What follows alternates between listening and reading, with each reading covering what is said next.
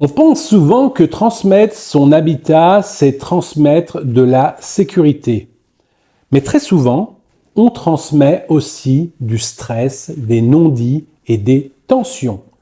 Et si on regardait ça, mais autrement?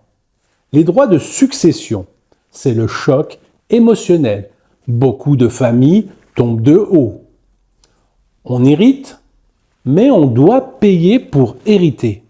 Les droits sont perçus comme lourds, injustes, incompréhensibles. Résultat, vente forcée, décision prise dans l'urgence, hériter sans anticipation, c'est parfois perdre en héritant.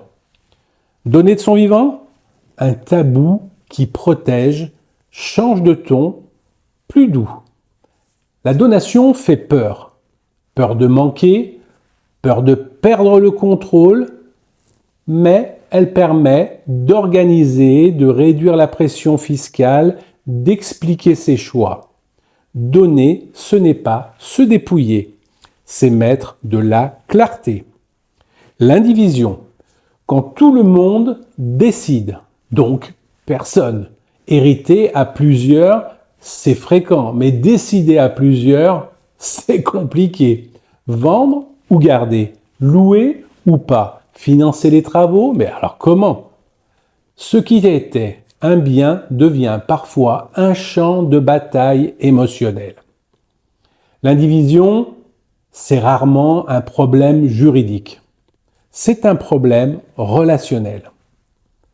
Le logement hérité, que faire vraiment? Vendre, simple, mais parfois vécu comme une rupture, ou alors louer, c'est rentable, mais c'est engageant.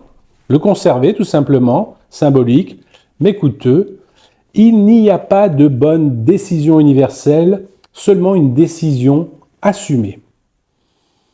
Une transmission de plus en plus inégale selon le territoire, le moment, la famille.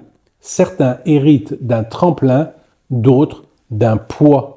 L'immobilier transmet autant des chances que des écarts.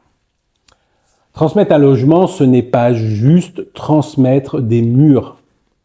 C'est transmettre une histoire, des choix, une vision de l'équité, anticiper, parler, décider. C'est souvent le plus beau cadeau qu'on puisse laisser.